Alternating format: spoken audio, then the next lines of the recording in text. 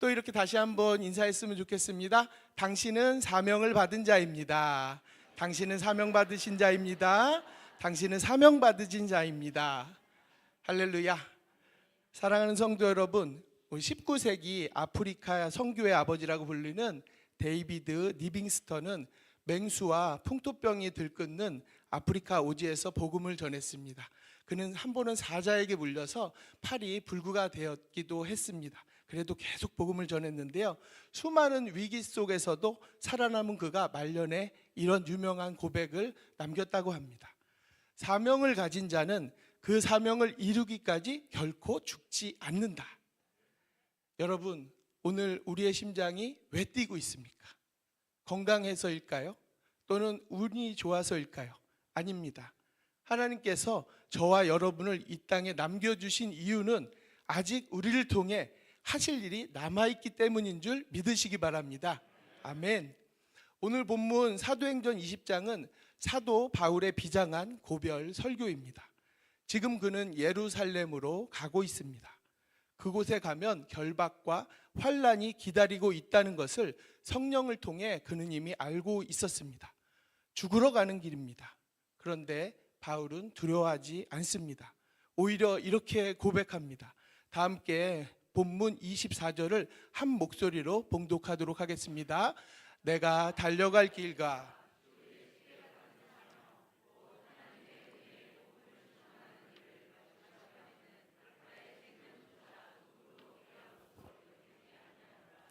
아멘. 생명보다 더 귀한 것이 사명이라고 말합니다. 그 사명이 무엇입니까? 바로 복음 전도입니다. 오늘 이 말씀을 통해 우리가 잊고 살았던 영혼 구원의 사명을 회복하고 전도자에게 부어주시는 하나님의 놀라운 능력을 체험하는 시간 되기를 주님의 이름으로 축복합니다. 전도는 하나님의 애끓는 마음이며 예수님의 지상 명령입니다. 첫 번째로 우리가 기억해야 할 것은 전도는 교회의 숫자 늘리기 프로그램이 아니라는 사실입니다. 전도는 잃어버린 자식을 찾는 아버지 하나님의 찢어지는 마음입니다. 아버지의 마음, 그 부모의 마음을 잘 아시는 여러분, 탕자의 비유를 잘 알고 계시지요? 집 나간 아들을 기다리는 아버지는 매일 동구 밖을 서성입니다. 아들이 돌아오기 전까지 아버지는 두 다리를 뻗고 편하게 잘 수 없습니다. 맛있는 것을 먹어도 그 맛을 모릅니다. 이것이 바로 믿지 않는 영혼을 바라보시는 하나님 아버지의 심정입니다. 하나님은 성경 디모데후서를 통해 우리에게 이렇게 말씀하십니다. 디모데후서 4장 2절을 함께 읽어보도록 하겠습니다. 너는 말씀을 전파하라.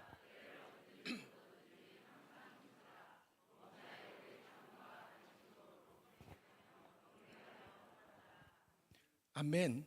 때를 어떤지 못 어떤지라는 이 말은 상대방이 들을 준비가 되었던지 들을 준비가 되지 않았던지, 상황이 좋던지 나쁘든지 전하라는 뜻입니다. 왜입니까? 그 영혼이 죽어가고 있기 때문입니다. 물에 빠진 사람을 구할 때 지금이 저 사람을 구할 타이밍인가? 이렇게 타이밍을 고민하는 사람은 없습니다. 일단 건져내야 합니다. 이 다급함이 우리에게도 있기를 소망합니다. 우리 예수님의 전도를 한번 보겠습니다. 요한복음 4장을 보면 예수님이 사마리아를 통과하십니다.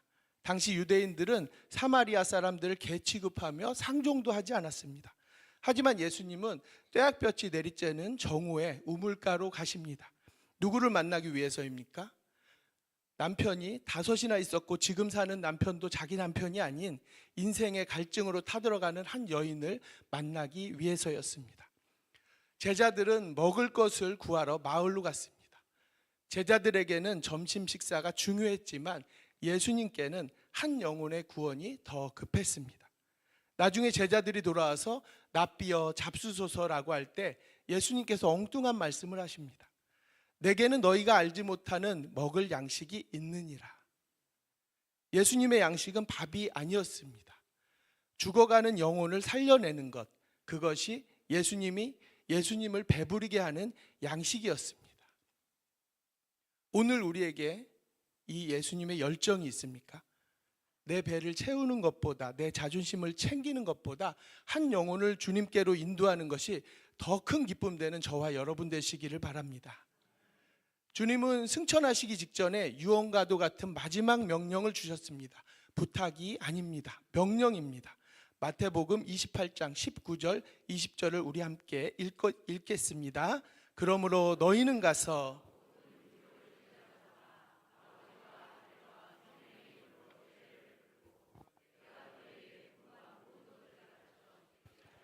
볼지어다 내가 세상 끝날까지 너희와 항상 함께 있으리라 하시니라. 아멘. 사극 드라마를 보면 왕의 명령을 수행하는 암행어사가 있습니다. 그는 마패를 들고 왕의 권위를 지니고 나아갑니다. 마찬가지입니다. 우리가 전도하러 나갈 때 우리는 초라한 개인의 자격으로 나가는 것이 아닙니다. 만왕의 왕이신 예수 그리스도의 대사 자격으로 나가는 것입니다. 우리야 복음을 전할 때 하늘의 권세와 하늘의 영광이 함께함을 믿으시기 바랍니다. 전도는 성령의 능력이며 인류를 살리는 유일한 길입니다. 두 번째로 전도는 내 힘으로 하는 것이 아니고 성령의 능력으로 하는 것이며 이것만이 세상을 변화시킬 수 있습니다. 우리 많은 분들이 전도를 주저합니다. 강도아님, 저는 말을 잘 못합니다. 저는 성경 지식이 많이 부족합니다. 이렇게 말씀하시는데, 그러나 사랑하는 여러분, 전도는 내 입술에 화려함으로 하는 것이 아닙니다. 전도는 내 안에 계신 성령님이 하시는 것입니다. 우리는 그저 도구로 쓰임받을 뿐입니다. 사도행전 1장 8절을 함께 읽겠습니다. 오직 성령이 너희에게 임하시면 너희가 권능을 받고 예루살렘과 온 유대와 사마리아와 땅끝까지 이르러 내 증인이 되리라 하시니라. 아멘. 되리라 하셨습니다. 우리가 억지로 되는 것이 아니라 성령이 임하시면 저절로 증인이 되어지는 것입니다. 오늘 이 시간 전도의 문을 여시는 성령의 충만함을 받으시기를 축원합니다. 사도행전 8장의 빌립 집사를 한번 보십시오. 사마리아 성에 큰 부흥이 일어났습니다. 사역이 너무 잘 됩니다. 그런데 갑자기 주의 사자가 나타나서 광야로 가라 이렇게 말합니다. 상식적으로 말이 안 되는 것입니다. 사람 많은 도시를 놔두고 왜 아무도 없는 광야로 가라 합니까? 하지만 빌립은 순종했습니다. 갔더니 거기에 누가 있었습니까? 에티오피아 여왕의 국고를 맡은 권력자 네시가 있었습니다.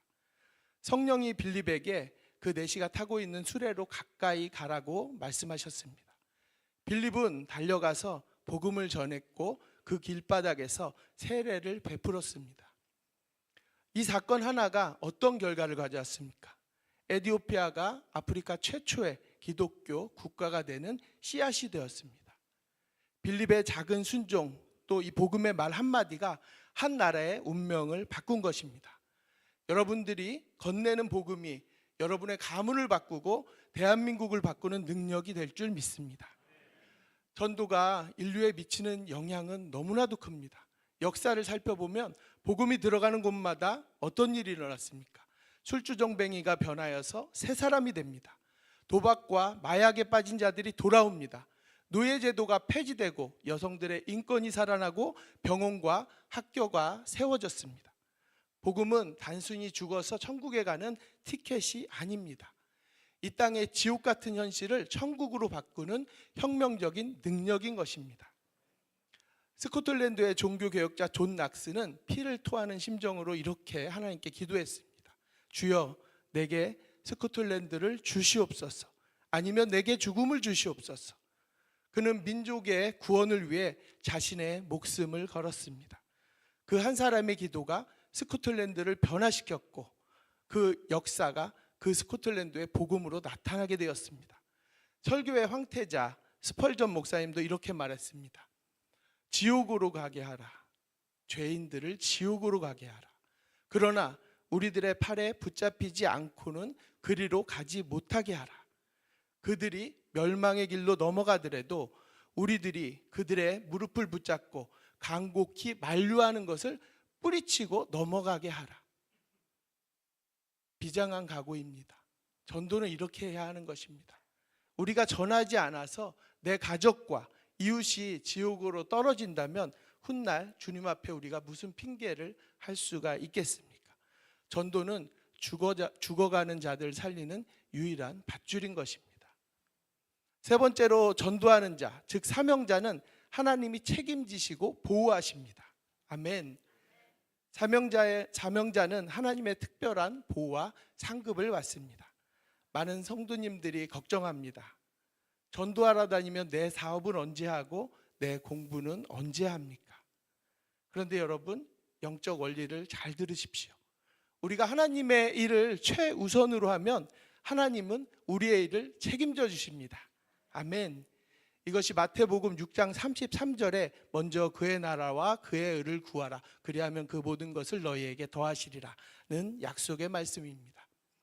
군인이 최전방에서 나라를 지킬 때 그의 먹을 것과 입을 것, 가족의 안전은 국가가 책임지는 것과 같습니다. 우리가 전도의 현장에 있을 때 하나님은 우리의 가정과 기업의 울타리가 되어주실 것입니다. 믿으시면 한번 아멘 하시기 바랍니다. 아멘. 이것을 가장 잘 보여주는 사건이 사도행전 27장입니다. 바울이 로마로 압송될 때 유라굴로라고 하는 엄청난 태풍을 만납니다. 배에 탄 276명이 다 죽게 생겼습니다. 며칠 동안 해와 별도 보이지 않는 캄캄한 절망이었습니다. 그때 하나님이 바울에게 찾아오셔서 말씀하십니다. 바울아, 두려워하지 말라. 내가 가이사 앞에 서야 하겠고. 이 말씀이 무슨 뜻입니까? 바울아, 너는 로마에 가서 복음을 전해야 할 사명이 있다. 그 사명을 이루기 전까지 너는 절대로 죽지 않을 것이다. 보증수표인 것입니다. 하나님은 약속하셨습니다. 놀라운 것은 이 바울 한 사람의 사명 때문에 배에 타고 있던 276명 단 한 명도 죽지 않고 다 구조되었다는 것입니다. 여러분이 가문의 전도자가 되십시오. 여러분이 직장의 사명자가 되십시오. 여러분 한 사람 때문에 여러분의 남편과 아내와 자녀가 망하지 않습니다. 사명자가 탄 배는 침몰하지 않습니다. 여러분 때문에 여러분의 회사가 복을 받고 여러분 때문에 이 나라가 보호받는 역사가 일어날 것입니다. 아멘. 전도자의 삶이 고달플까요? 아닙니다. 가장 영광스러운 삶입니다. 다니엘서는 이렇게 약속합니다. 12장 3절을 한번 읽어보도록 하겠습니다. 지혜 있는 자는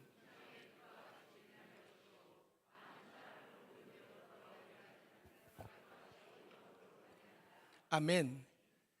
세상의 스타는 잠시 반짝이다 사라지지만 전도자는 하늘의 스타가 되어서 영원히 빛납니다. 주님의 말씀입니다.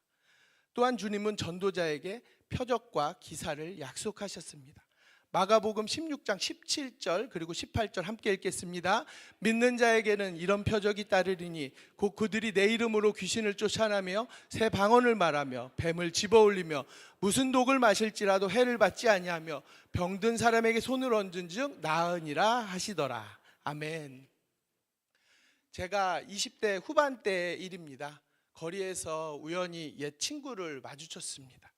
어린 시절 주일학교에서 함께 뛰놀던 친구였는데 세월이 흘러서 만난 그 친구는 하나님을 떠난 지 이미 오래였습니다.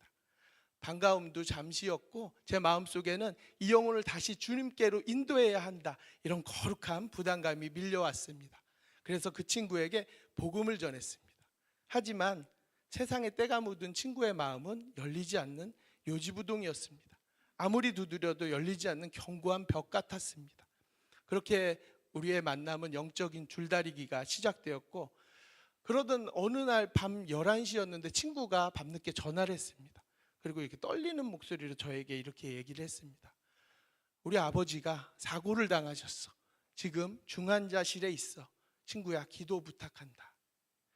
저는 그 길로 병원으로 달려갔습니다. 차가운 공기가 감도는 중환자실 앞에 의사는 가족들에게 청천벽력 같은 사형 선고를 내렸습니다. 뇌가 너무 심하게 부어올랐습니다. 오늘 밤을 넘기기 어렵습니다. 마음의 준비를 하십시오. 가망이 없습니다. 이렇게 이야기를 했습니다. 희망이 사라지고 절망만이 남았습니다. 가족들은 오열했고 죽음의 그림자가 짙게 드리웠습니다. 우리가 할 수 있는 것이 아무것도 없어 보였습니다. 그런데 그때 제 마음속 가슴 깊은 곳에서 설명할 수 없는 뜨거움이 올라왔습니다. 저는 분주하게 오가는 의사들과 간호사 그리고 수많은 환자들이 뒤섞인 그 혼잡한 병원 복도 한복판에 그대로 무릎을 꿇었습니다. 그리고 차가운 바닥에 머리를 대고 하나님께 기도하기 시작했습니다. 주님, 이 상황이 결코 우연이 아님을 믿습니다. 하나님, 제발 기적을 보여주세요. 주님이 만져주시면 살아납니다. 친구의 아버지를 살려주세요. 체면도 시선도 중요하지 않았습니다. 오직 생명을 향한 부르짖음뿐이었습니다. 가족조차 포기한 순간 타인인 제가 바닥에 무릎을 꿇고 엎드려서 기도하는 모습을 본 친구와 그 친구의 가족들은 영적인 충격을 받았던 것 같습니다. 그 친구의 여동생과 그 친구의 누나 이렇게 저에게 다가와서 함께 기도했으면 좋겠다고 했습니다. 저는 이 친구의 가족들을 데리고 교회로 향했습니다. 그리고 교회 바닥에 모두 무릎을 꿇고 앉아서 눈물로 하나님 앞에 밤새 기도하기 시작했습니다. 밤새워 기도하고 아침이 찾아왔는데 가족들은 다시 병원으로 돌아갔고 저는 기대와 떨림으로 자리를 지켰습니다. 그리고 정오가 되었을 때 다시 전화벨이 울렸습니다. 근데 이전과는 다른 친구의 목소리가 들렸습니다. 친구야, 의사가 믿을 수 없는 일이 일어났대. 뇌가 정상 크기로 돌아왔대. 우리 아버지가 사셨어. 할렐루야. 죽음의 문턱까지 갔던 친구의 아버지는 며칠 뒤 일반 병실로 옮기셨고 불과 한 달 만에 건강하게 퇴원하셨습니다. 의학적으로 설명할 수 없는 하나님의 완벽한 기적이 일어났습니다. 이 기적은 단지 육체의 회복으로 끝나지 않았습니다. 친구의 온 가족이 살아계신 하나님의 역사를 목격했기에 모두 교회에 등록했습니다. 감사 예배를 드리는 그날 온 가족이 구원받는 그 감격스러운 현장을 제 인생에서 잊을 수 없는 하나님의 살아계심을 증명하는 역사가 되었습니다. 우리 야고보서 5장 15절과 16절 함께 읽도록 하겠습니다. 믿음의 기도는